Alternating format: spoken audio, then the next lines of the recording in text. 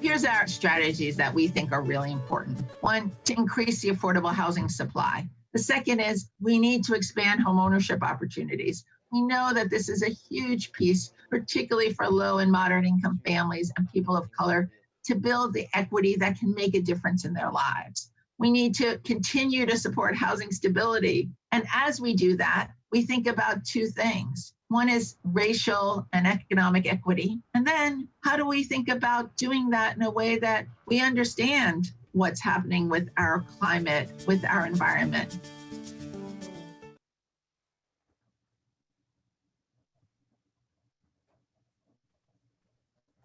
Welcome back, and thanks so much for joining us. I hope all of you were able to take a lunch break and also hearing from our friends at HCD.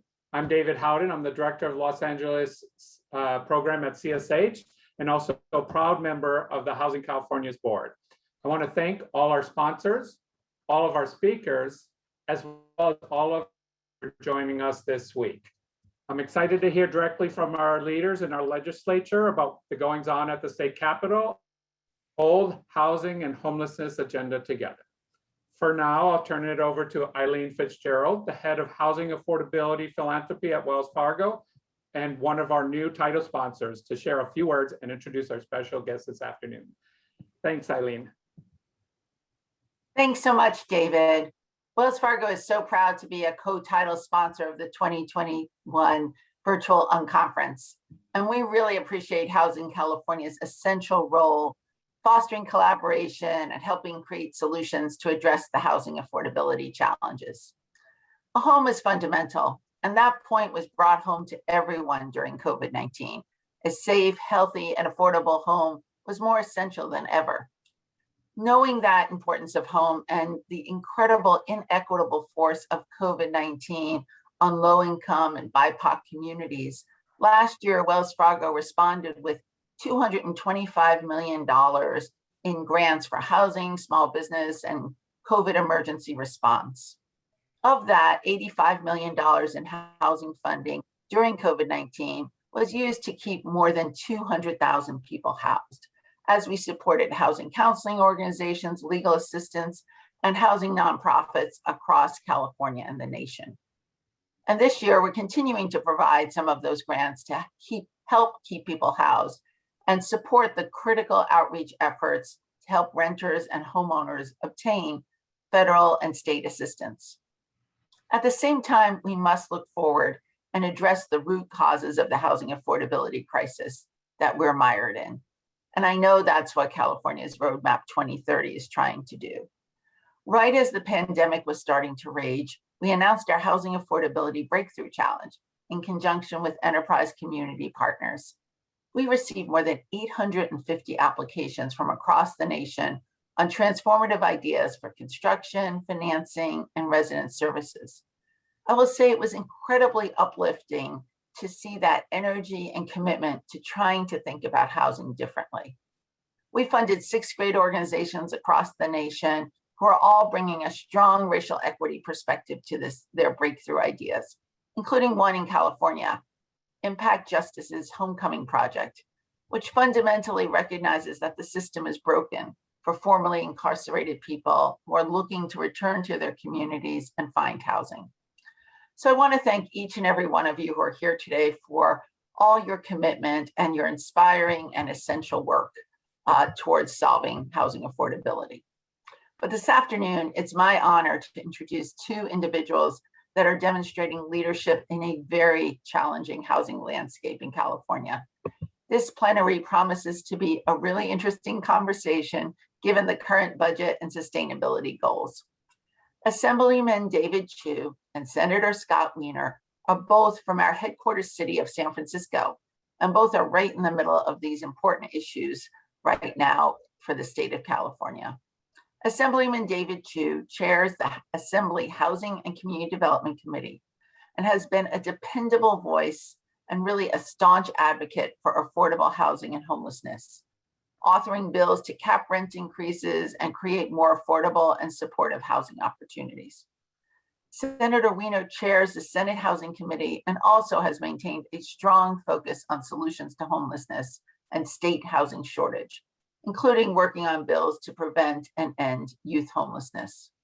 Both have been involved in all of the state housing work that has recently happened, and both navigate these issues very well given the disparate interest. We appreciate their public service and their efforts to address one of the most critical issues facing California. I'll pass it on to our moderators, Hannah Wiley from the Sacramento Bee and Chris Martin from Housing California, who will lead a conversation that I'm really looking forward to hearing as to this legislative session continues to progress and as we all seriously hope for more housing reforms. Take it away, Chris and Hannah. Thank you, Eileen, and welcome everyone to our Legislative Leaders panel, where we're going to be discussing all that has already happened so far and what is still yet to come in this legislative year. As Eileen mentioned, I'm Christopher Martin, and I'm the Policy Director with Housing California. Today, we are joined by Assemblymember Chu, and then following that, Senator Scott Wiener. The legislature is currently in session, and we are thankful and lucky to have both Senator Wiener and Assemblymember Chu join us with their busy schedules, many hearings happening, including one for the Assembly member here shortly, and really appreciate their flexibility and commitment to joining us today. We will be taking questions for each member and try to fit those in where we can. So please be sure to add your questions to the Q&A box so that we can get to those questions as soon as possible. And with that, I'll turn it to my co-moderator, Hannah. Thanks, Chris. Really looking forward to co-moderating this panel with you and hearing from Assemblyman David Chu and Senator Scott Wiener, but time is precious this afternoon, and I want to make sure that we get to as many questions as possible, and our questions, the audience questions. So right away, Assemblyman Chu, thanks for joining us. I want to give you a minute or two to just talk about your role in the legislature and why housing is such an important topic for you as a legislator.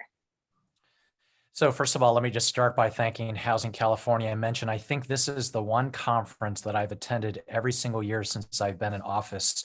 And I started attending because this is the top issue for my constituents and I.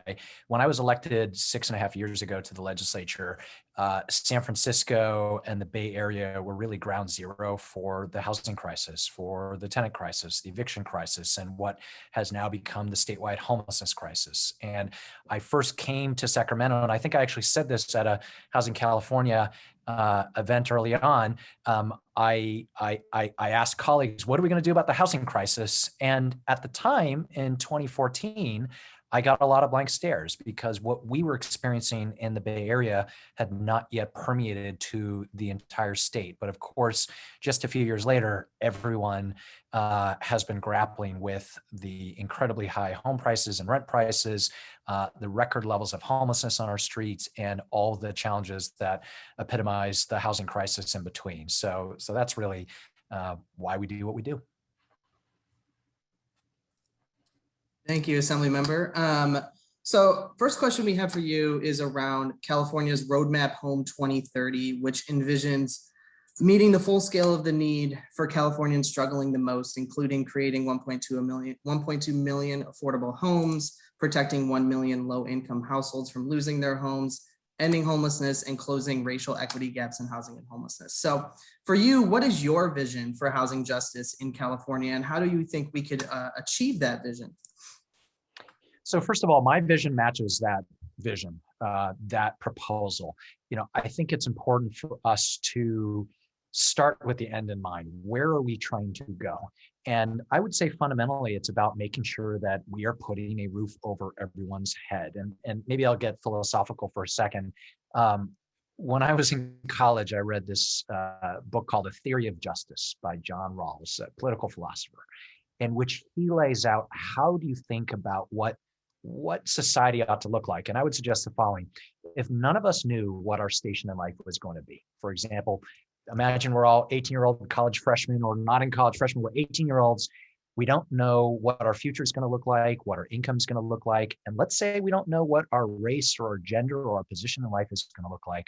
How should society be structured? And I would suggest that it should be structured in such a way that everyone has a roof over their heads, that it shouldn't be left to luck or fortuity or misfortune, whether or not you have protection from the elements, whether or not you get to live in a McMansion while other folks have to live on the streets. And from my perspective, when we would all readily agree that healthcare ought to be a right, people ought to have access to healthcare, that kids ought to have a right to an education, to go to school, that everyone ought to have a right to, say, clean water and clean air.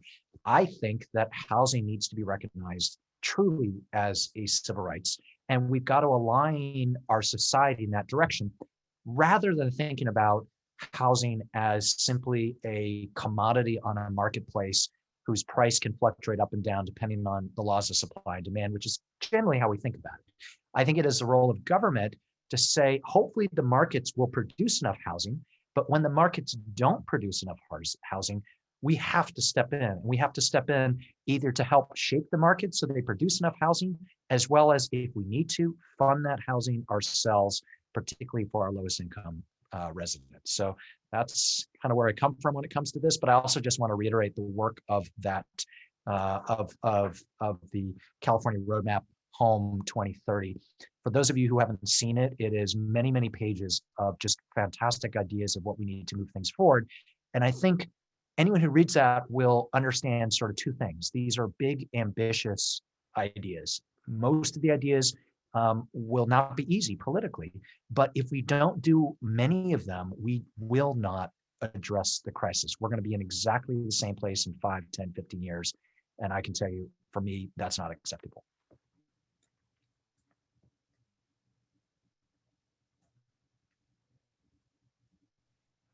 And then I can jump to legislation.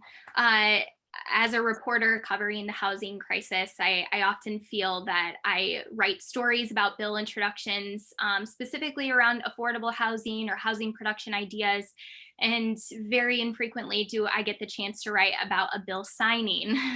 So specifically, 2020 was a challenging year for the legislature. And going into 2021, what were your housing priorities, and how have they changed or adjusted since the beginning of 2020? We're halfway through the 2021 session. How have things changed? What were your priorities to start, and how have they changed? Well, let's maybe fast forward to right before the pandemic, the beginning of 2020. I think we all had enormous ambitions of what we were hoping to do. There were a number of bills around housing production that moved forward. We were grappling with issues around tenant protections. We were having serious conversations about making 2020 the year where we tackled homelessness. And you may remember Governor Newsom devoted an entire State of the State address to tackling homelessness. And then, of course, pandemic hit, shutdown hit. And, I think everyone knows the punchline of what happened in 2020. We weren't able to make very much headway at all, particularly around housing production bills that fell by the wayside, homelessness bills. There were half a dozen major assembly bills in the Senate that either got vetoed or got stalled. 2020 was a rough year. It was a rough year for everybody, but particularly around housing in the state legislature. I would say in 2021, at this moment, it is certainly a very mixed bag. We have had a number of significant housing proposals that have stalled, that have become two-year priorities. There are a number of housing production bills, notably a number of Senate bills that are in my committee starting in 5 minutes. And we will see whether these bills move forward. I think it's incredibly important for us to move significant bills forward at this time, but there is still a lot of opposition to a lot of different ideas coming from, say, more NIMBY quarters and others that have made things challenging. From my perspective, I think we're going to need to take a step back and really regroup as policymakers and as a state on whether we're going to take these issues seriously. Are we serious about ending homelessness? If we are, how do we fund that? How do we make it happen? Are we serious about building millions of units of new housing across the income spectrum? If we are, we're going to have to move bills around housing production. And these are the big picture conversations that really, frankly, have stalled in the last couple of years, and we need to keep building political support to make it happen.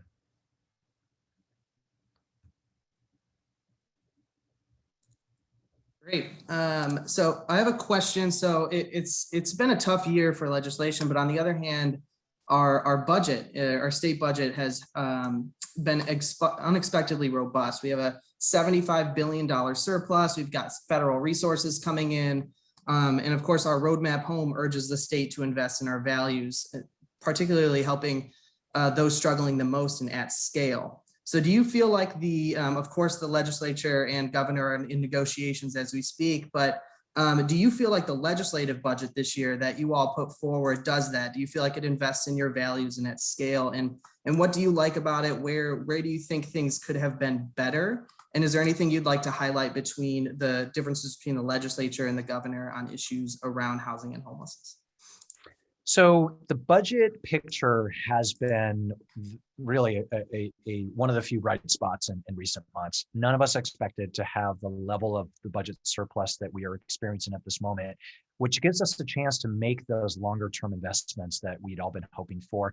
I'll mention 6 years ago when I think I keynoted this conference, I mentioned that the very first bill I ever introduced as a legislator would have increased the affordable housing tax credit by about $35 million. And during the course of that year, thanks to Housing California and affordable housing advocates, we increased that proposal from 35 million a year to 300 million a year. And I ended up getting strong bipartisan support for that proposal. We put it on Governor Brown's desk and he vetoed it. And we were kind of in the wilderness for a couple of years until a couple of years ago, when Governor Newsom came in, we finally were able to start investing in affordable housing financing in the way that we should. And this year, I'm really proud, $500 million, $500 million of affordable housing tax credit money to leverage what many of you are working on. So that is a good thing. Let's talk about homelessness. For years, we weren't investing hardly anything when it comes to homelessness. A couple of years ago, we started making one-time investments. This year, everyone knows $11-12 billion in homelessness that we're able to move forward. Really excited about that. I would say, while all of us in the legislature, we are excited about Project Room Key and Home Key, we also think that we need to consider more flexible funding for cities that are based on good data-driven strategies and how we address homelessness. And so that's a bit of a push from the legislative end on this. But by and large, my hope is in the coming weeks, we'll get real clarity about a significant homelessness budget with clear accountability that require every city and county and state agency to do kind of landscape assessments that will give all of us the tools to figure out what's it going to take to end homelessness. And I'll just say this as a close. I believe that the state, we ought to basically put into place an 8 to 10 year plan to end homelessness. And we need to invest at the scale in which we need to do it. And I would say $12 billion is a start, but it's only a start. We need ongoing funding. And for folks who wonder, well, those seem like big numbers. Yeah, those are big numbers. But we have the highest level of homelessness in the country, just an obscene number of folks who are living on the streets every night in San Francisco. That number continues to go up. And if we're serious about saying we're going to address homelessness, we've got to put our money where our mouth is and get it done. And speaking of homelessness, Assemblymember Chu, we are going to see the eviction moratorium law that you really championed over the last year expire in 8 days. What can California do to avoid that wave of evictions, and how can we protect renters who are going to be either they didn't get their application approved or they haven't accessed the money yet? What's next for them? Anna, thank you for reminding me of the stress of the week or the month that we're working on. So yes, 8 business days. If we do not extend the current eviction protections, it's calculated or estimated 700,000 to 900,000 Californians are behind on rent, have rental debt. At the same time, we literally have billions of dollars that are sitting in government coffers that could provide rental assistance to struggling tenants and landlords. So from my perspective, I've been a champion to say we need to extend the eviction protections at least until those monies are spent, because it would be not just counterproductive, but tragic if we were to evict people while we have money to pay for the rental debt that could prevent their eviction. So we're working on that. It's been round the clock in recent days. I'm hopeful, but there's still devils in the details on that. We have to get it done. If we don't get that done, I am incredibly worried that the homeless numbers that we all talk about are only going to get that much larger.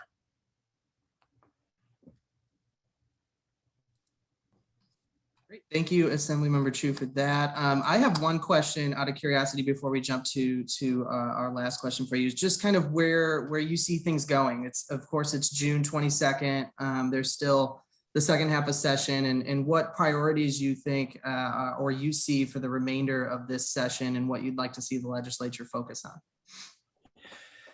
Well, certainly making sure that this budget is robust when it comes to housing and homelessness is key, and that will hopefully get resolved in the next couple of weeks. Similarly, on the eviction protections, again, knock on wood, if we're able to extend it, we all, as the houser world, need to get the word out on how much money is available for our constituents, both to help struggling tenants and landlords, and do that.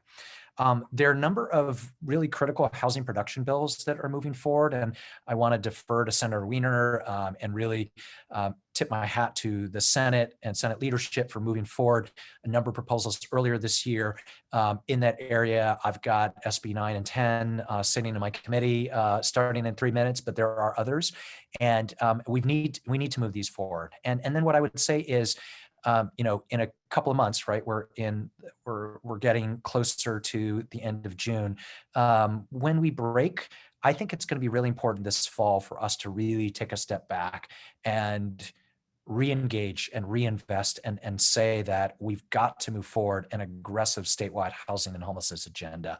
I think with all of the various crises that we've had to address, from pandemic to recession to wildfires to issues of equity and race when it comes to public safety and criminal justice reform, we can't lose sight of the fact that if folks aren't housed, all of those issues are exacerbated. And we've got an awful lot of work to do, but I would say we really need to take a step back and retool for a very aggressive set of strategies around housing and homelessness. And before you go, I want to honor your time, but there is a really important audience question here that I would love to get your thoughts on. What are your recommendations for elevating the voices of those most impacted, and how can they be part of the decision-making process? And I'd like to combine that specifically. Another question asked, how do you include low-income families, and specifically low-income families of color who are the most impacted by the housing crisis, to ensure that their needs are heard and they get met? So, I know there are some who say, why is it that we have two housing chairs from San Francisco? And one thing I will say to that is, part of the reason is we have just incredible organization in our city when it comes to the question of how we grapple with housing, particularly from low-income advocates who are fighting for progressive equity. And I say, as the policy chair of the Legislative Progressive Caucus, just how important this is. And I would say, it's so important for those of you who are around the state to be organizing and leading wherever you are with solutions, and to put pressure on all of us to get more things done. I certainly feel it, and the more you organize, the more my colleagues will feel it, the more allies I will have to do the hard, to push for the hard things, whether it be finding more revenues, thinking about how to streamline housing production, when it comes to protecting tenants, standing up for folks who are our homeless neighbors. We need your voices to hold us accountable, to work with us, to partner with us, to give us ideas. And so it truly is the case that in our democracy, your voices matter when it comes to outcomes. When I mentioned before, when I first came to the legislature, it was literally a handful of my colleagues who were sort of a small posse of folks that cared about this stuff. I'll just single out my good friend Richard Bloom from Santa Monica, my friend, current Attorney General, former Assemblymember Rob Bonta. There were, you could probably count on one hand a handful of us that really wanted to make this an issue, and that has increased over time. And then we were joined by Senator Wiener and many, many others. But we've got maybe 24 legislators who will regularly engage on a lot of these issues. We need all of our legislators to engage with us, and everyone to be solutions oriented, not just thinking about what is our pet idea, but putting a lot of ideas on the table and pushing to get them all done.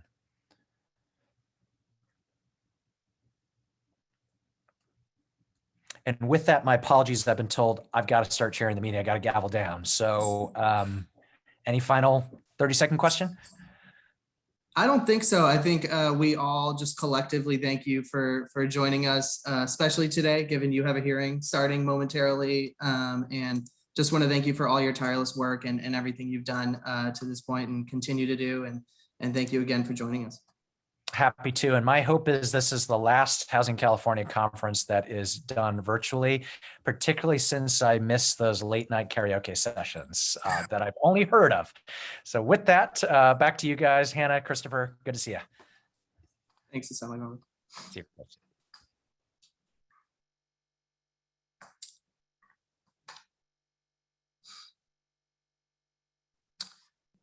Great. Well, we will have Senator Weiner here momentarily, and he will be presenting here in a moment. I think he's got some bills up in that committee too. And so I know time is of the essence for him. Maybe we can take a look at any questions folks have for us while we're here, or anything, if there's anything, Hannah, you'd like to hit on. Yeah.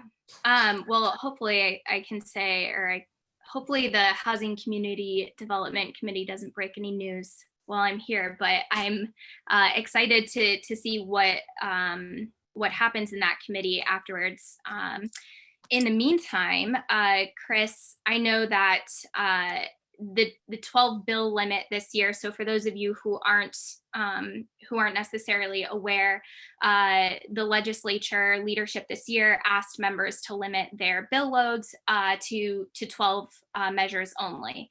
So several members had to make surgical cuts to their legislation. And I'm really curious to hear how that has impacted Housing California's success in the legislature and some of the bills that you are all sponsoring this year. Yeah, that's a great question. Yeah, given this year, members had to cut down to 12 bills so that it was reasonable given the amount of time we had and capacity the legislature and legislative staff had. Housing California entered this year, as Assemblymember Chu talked about, with a lot of hope. We had a lot of optimism entering the year. We had a number of sponsored bills. And at this moment, many of those bills were converted to 2-year bills.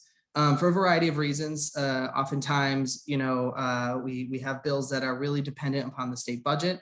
And of course, those budget negotiations are going on. So in a normal year where those bills would continue to move forward until that budget has been finalized, this year they did not because of the fact that we had that 12 bill limit and the legislature was really strict about that limit. And so that led to a lot of members, a lot of great policies, not being able to advance this year.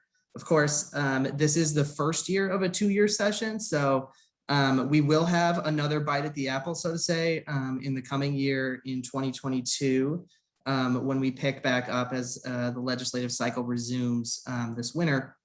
And so many of our bills will continue to move forward next year.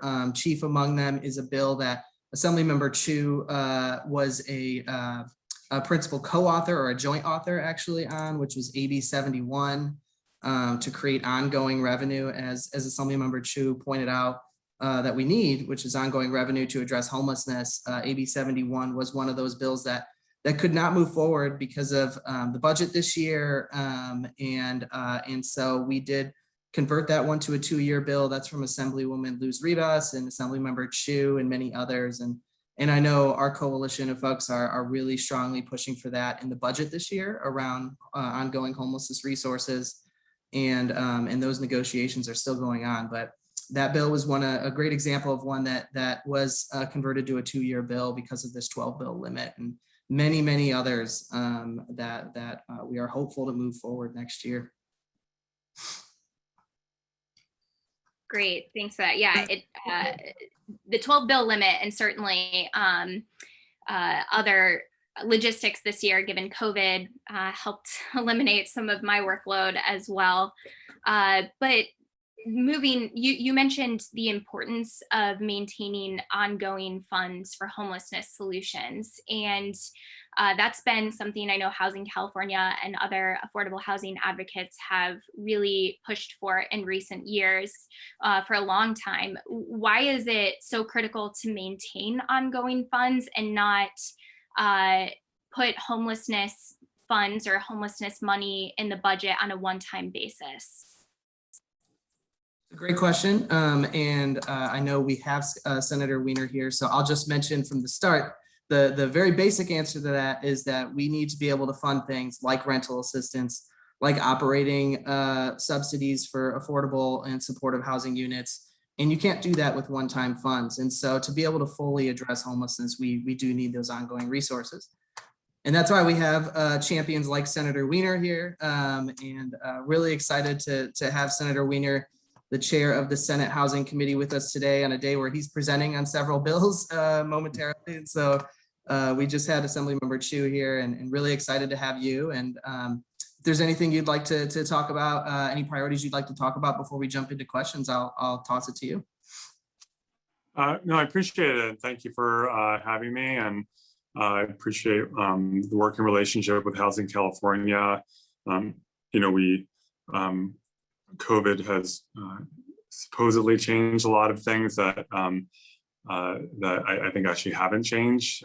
One of them including around housing. Everyone has a hot take on how COVID has permanently changed everything under the sun, but the reality is so many of our problems, including our profound housing shortage, were with us before COVID, remained with us during COVID, and are still with us as we look towards the end of the pandemic.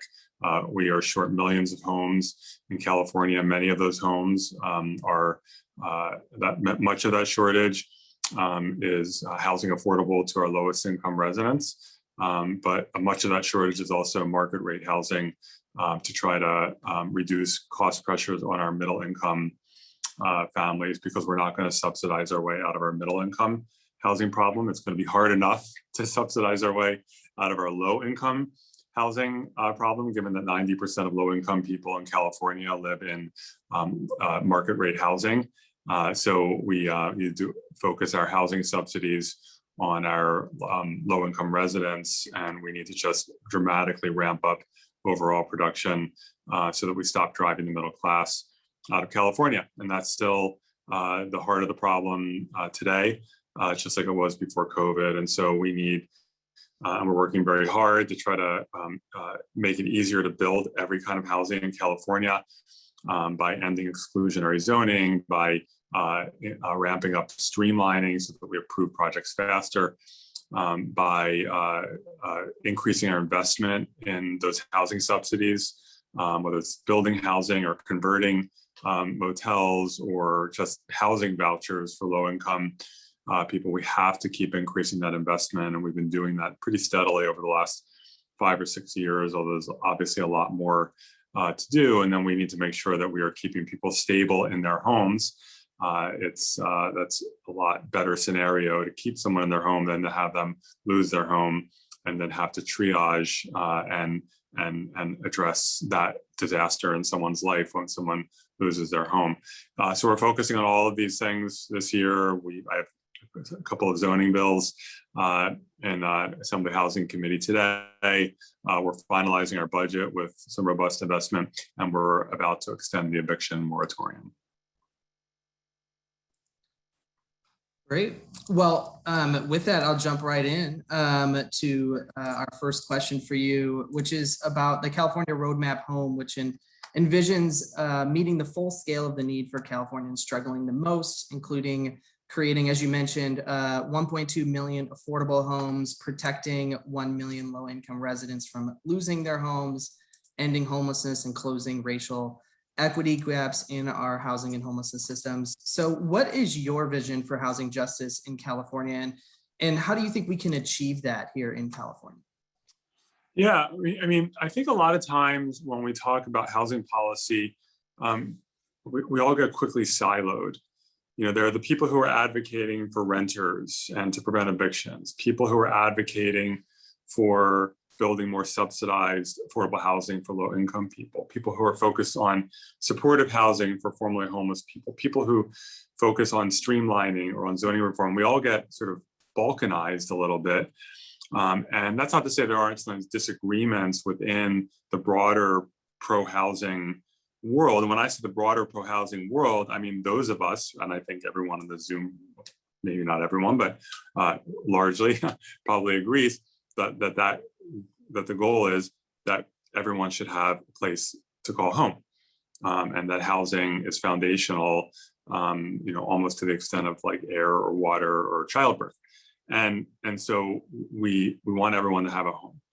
And we get so balkanized that I think we lose sight of the big picture that, we need all of these things. We need just more quantity of housing so it's more abundant. We need more of the subsidies to stabilize people for whom the market is not going to produce housing that's affordable in the foreseeable future. And we need the tenant stabilization and protections. We need more ADUs, we need more student housing, we need more senior housing, we need all of it. And we're not going to fix the problem unless we have all of it. If we just focus on one problem and take a tunnel vision approach, which happens in the housing advocacy world, and that's not blaming anyone, it happens throughout the housing advocacy world. If we only fix one piece of it or two pieces of it, we're not going to fix the problem. We have to get to the heart of it, and that means an all of the above approach. And that is housing justice to me, to make sure that we're lifting up people for whom the market is not performing, with anti-displacement protections, with housing subsidies, but making sure that we're fixing the fundamental structural problem that we are short millions of homes due to 50 years of housing policy that was designed to make it difficult or impossible ever to build enough housing. And Senator, I've had many interviews with you about that topic, how to keep Californians housed, how to get more housing on the market to house more Californians. And we've talked a lot about maintaining this status quo. And I know you've written several bills, your colleagues have written several bills to spur construction in California to make housing more affordable. But 2019 and 2020 were particularly challenging years for the legislature. First, I'd like to, if you could untangle, like, why was 2020 so difficult to pass housing bills in the legislature? And then going into 2021, what were your housing priorities and how were you going to make them happen? Yeah, I mean, to be clear, in the last 5-6 years, the legislature has actually passed some quite impactful housing laws. And I know, there have been some setbacks, but whether it's SB 50 or some of the tensions that we're currently seeing between the affordable housing builders and the building trades, which I'm the eternal optimist, so I know it's all going to get worked out and we're going to all be one big happy pro-housing family, as we are. We're all part of the same pro-housing progressive world. So we'll get back there, I'm confident. But if you look at over the last 5-6 years, I remember when I was on the San Francisco Board of Supervisors, especially my first few years, ADUs were like this toxic thing politically. You weren't supposed to be in favor of ADUs. It was so controversial. I knew that really wasn't necessarily the case among the general population, but that was the politics. Well, you look at the ADU work that we've done to take this 40-year-old law that was sort of a dead letter saying cities have to let people put ADUs in. We have, dramatically beefed up that law. And now we're seeing it ramped up ADU production all over the place. SB 35, the housing streamlining law that I authored in 2017, is having huge benefits, especially for streamlining affordable housing. Bridge Housing let us know last year that because of SB 35, their average approval time on an affordable housing project went from 7 years to 4 months. There have been other streamlining laws around supportive housing that David Chu authored, et cetera, et cetera. SB 330 by Nancy Skinner, the Housing Emergency Act, I think it was called, limiting the number of hearings, just like improving the process and making it better. The work that we've done, that myself and Assemblymember Bloom have done around reforming and revamping RENA. We've completely revolutionized RENA to the point where, Southern California tripled its housing allocation. The Bay Area went up 2.5 times, caused a lot of tension, but honestly, it's overdue healthy tension. Cities that are getting actual realistic housing allocations and not fantasy allocations, like, oh, you can build 10 units in the next 8 years and you satisfied your RENA. So I think we've gotten a lot done, just to be clear. In terms of last year, yes, it was disappointing that SB 50 failed on the Senate floor, but SB 50 came within, it was effectively one vote because we had 2 votes that were willing to go up. If we had gotten 21, we couldn't get 21. It's sort of miraculous that a bill as aggressive as SB 50 got out of a single committee, and it came within one vote of clearing the Senate floor. And that created space for a lot of other bills, smaller bills, and to do it more piecemeal. We had a grumpy end of session last year. The whole world was going through hell last year, and that came into the legislature, and there was a lot of tension and dysfunction at the end of session.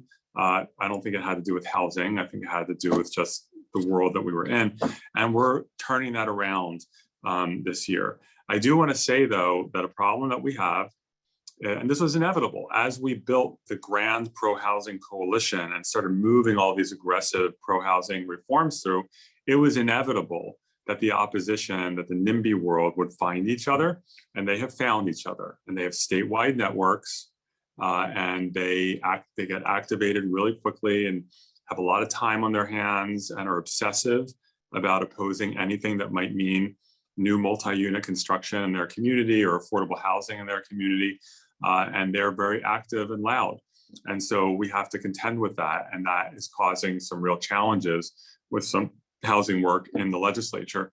But we'll contend with it. All we can do is keep building the pro-housing coalition. Absolutely. And on a positive note as well, this year, was a tough year in terms of legislation. Some things are moving forward, as you mentioned. But on the other hand, our budget was incredibly robust. We have a $75 billion surplus. We got federal resources coming in. And, of course, our roadmap home urges the state to invest in our values and to help those struggling the most at scale. And of course, things are still kind of in flux with the negotiations with the governor as we talk or as we speak. But do you feel like at least the legislative budget this year was able to accomplish that? And what do you like about it, where things maybe could have been better? And is there anything you would highlight as key differences between where the legislature is at currently and where the governor may differentiate? Well, I think the governor proposed a very robust expanded investment in affordable housing through the Project Home Key program. And Home Key is a good program. I support it. It's one segment of our affordable housing needs, but it is significant. And I think the legislature wants to do even more. And I'd like to do more too, but I think it's still a sizable investment.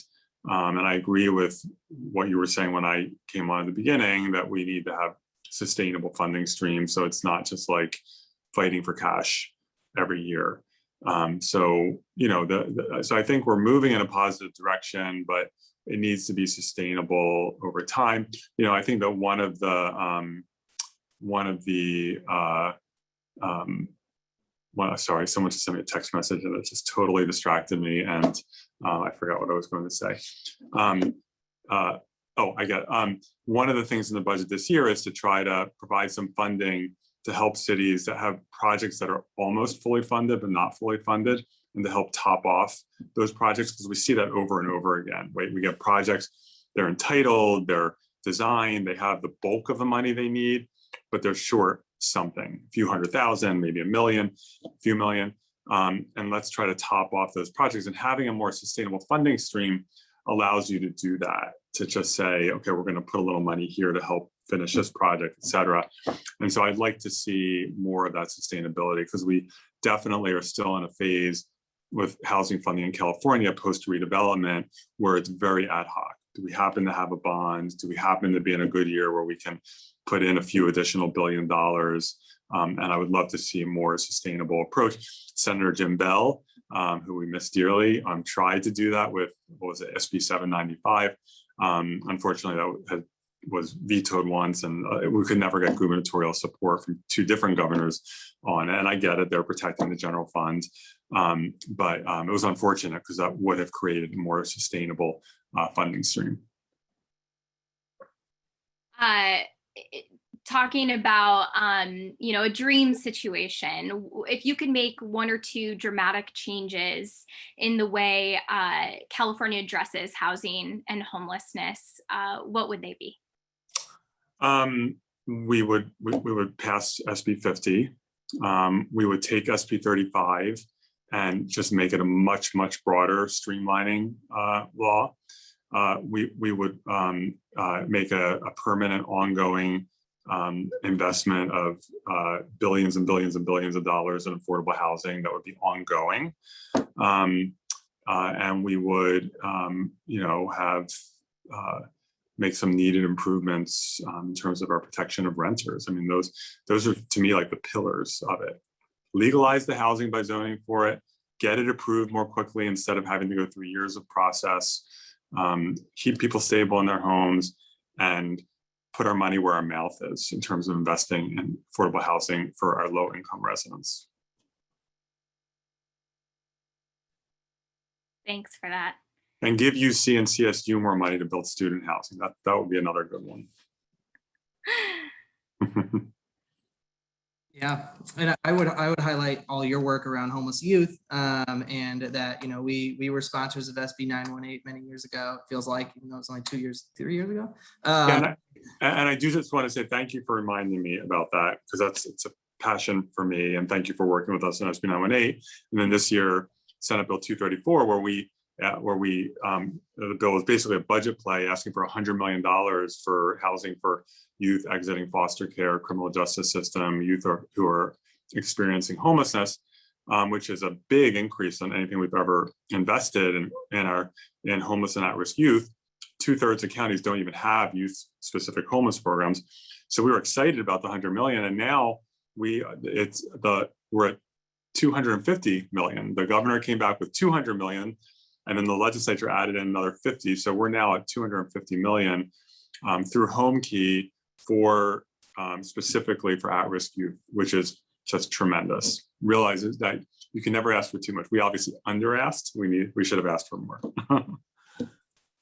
Yeah, it's really exciting. I mean, I know homeless youth advocates and the broader homelessness community has been really pushing for that for many years, and thanks to your leadership, really excited to see that completed this year.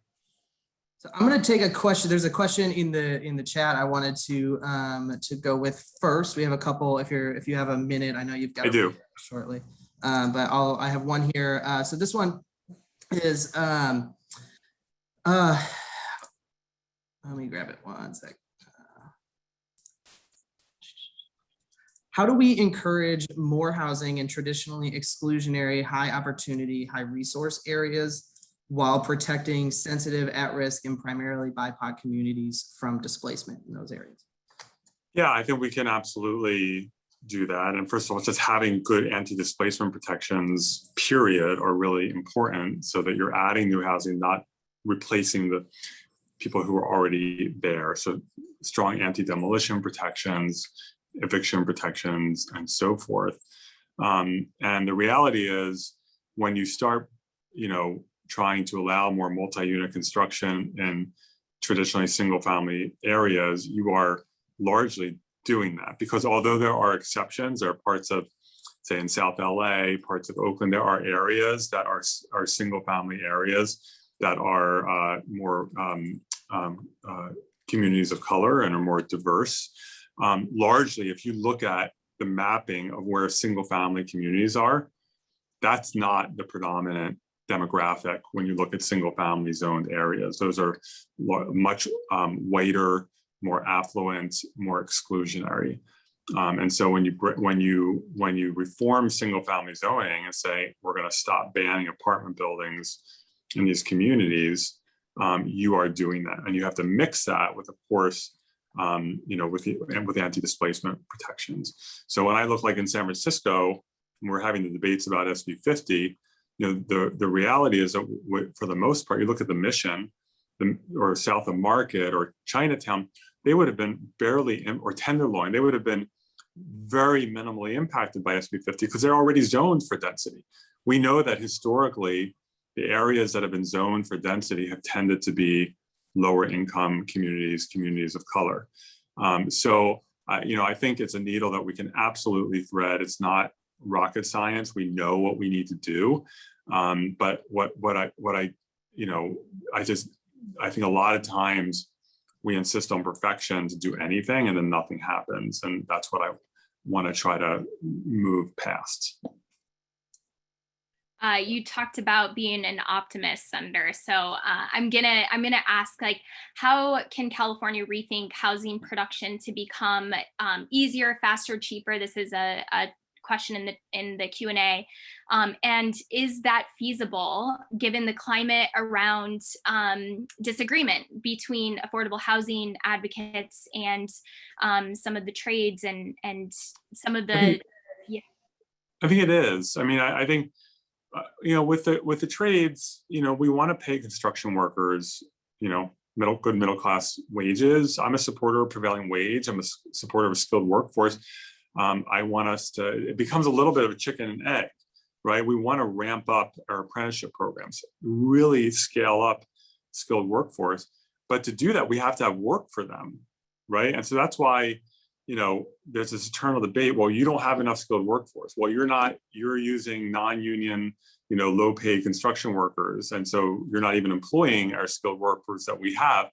And so we need to find a way, like a grand deal where we're going to ramp up the apprenticeship programs, ramp up our skilled workforce, make sure that that skilled workforce is getting the work in all parts of the state. And we need to make sure that we have good apprenticeship programs in the Bay Area and LA, but also in the Central Valley and the Inland Empire.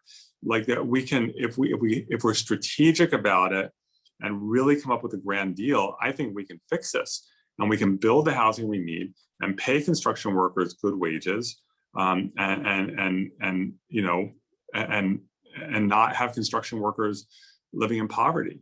So I think there's absolutely a way to do it. I know it's a tough, tense time now in that particular dispute, but we can move past it. And I know the governor, he's had a few things on his hands in the last few years, like the wildfires, PG&E collapsing, and the pandemic. And now, I can't talk politics in the Capitol, but there's something else that's happening because people sometimes don't respect the results of elections. And so, I want to get past this fall. And then I know the governor is committed to moving forward on housing. And I think the governor, with the legislature, we can help convene stakeholders to try to resolve that. Yeah, I choose to share the optimism with you in hopes that we can find that path forward, and I'm hopeful that we will. I know you have to run, but I want to ask one other question, which is from me, which is any priorities you have remaining in 2021. And of course, many bills were put on hold this year because of the 12 bill limit. And so also thinking, forward to next year, if you have ideas about what you're thinking, bills that may not have moved forward for you or other bills that you think are going to be. Yeah, I've been able to move forward all my housing bills, SB 10 to make it easier for cities to zone for small multi-unit, SB 478 to deal with hyper-restrictive floor area ratio requirements that make it impossible to build small multi-unit, our housing data bill, and then the funding for the at-risk youth housing. So we've been able to move all that forward. I was very sad last year when I had to put our church and nonprofit college affordable housing bill on hold, SB 899, because of the dispute between the trades and the affordable housers. And it was just, we needed some time to try to work through that. That's a really good and impactful bill. It will open up an enormous amount of land throughout California that will effectively be dedicated to 100% affordable housing. It will, so that the affordable housers won't have to compete as much with market rate housers for land. So it's a hugely beneficial bill. So I have an extra incentive to get this dispute resolved so I would love to reintroduce that bill for next year and get it done. I got a 39-0 vote in the Senate. It was like mom and apple pie and puppies and unicorns. And so we want to bring it back. and dad, mom and dad, because it was his Father's Day. Well, thank you, Senator. I'm not sure how much time you have left. We can always keep asking questions. I have to go to Health Committee. I don't want All Senator right. Pan to be mad at me for being late. Well, thank you so much for your time. Looking forward to continuing to report on all your ideas in the legislature. Yeah, thank you for all the work that you do. I really appreciate it. Thank you, everyone. Okay, bye-bye. Thanks, Senator. Bye. And Chris, we have about 13 minutes left, and I'd like to get to some of our remaining questions.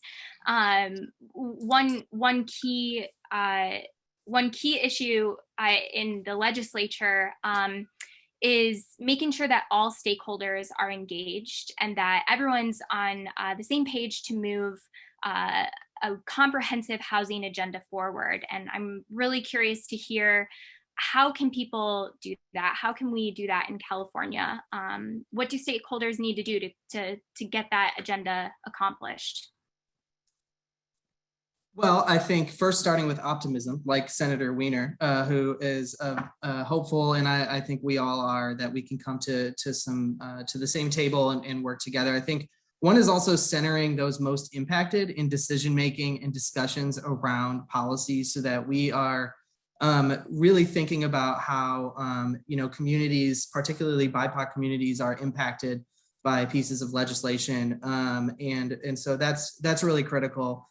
But really, I think one of the key things is to engage with the Roadmap Home. The Roadmap Home was put together with a large group of advocates, researchers, to really think through what our state needs and setting that goal and that vision towards ending the housing affordability and homelessness crisis between now and 2030. I think that's really important, which is setting that goal, setting that where you'd like to see things end. Assemblymember Chu talked about the theory of justice and how you're trying to remove those barriers and find that vision towards the end here. And I think that's where we all need to get, is envisioning that end and thinking through how we can get there. And the Roadmap Home does that. And I think people should sign up for the email, join the email list on the Roadmap Home, make sure to follow the Instagram and social media and Twitter and what have you, to make sure that you're up to date, taking action. We had action this year around the roadmap with a package of legislation and then a package of budget priorities. And I think that is really the holistic view of ending these crises in our lifetime, hopefully in the next 9 years here. So I think that is probably the most salient way. Great, thanks. Well, I look forward to continue to report on this topic. I find housing in California to be one of the most important stories that I can continue to cover. So with that, I think we're going to close a little early here. Chris, it was great to co-moderate this panel with you. Thank you to Housing California, to Senator Wiener, to Assemblyman Chu, and to all of you who tuned in. I'm going to pass this back over to David Howden, and I hope all of you have a great rest of your day. Thank you, Hannah, and thank you to all the panelists. I want to thank again Assemblymember Chu and Senator Wiener for their continued leadership and their insights and knowledge. A reminder, in between we have a little extra time. Go visit the exhibit hall. It's down the steps and to the right. So go visit all the different exhibitors and take a break. We look forward to seeing everyone at 2:45 for the concurrent sessions on federal policy solutions, building a unified housing narrative, and closing the racial wealth gap. You can visit the agenda tab to learn more about each of those sessions. So thank you. Good to see everyone, and see you in the next session.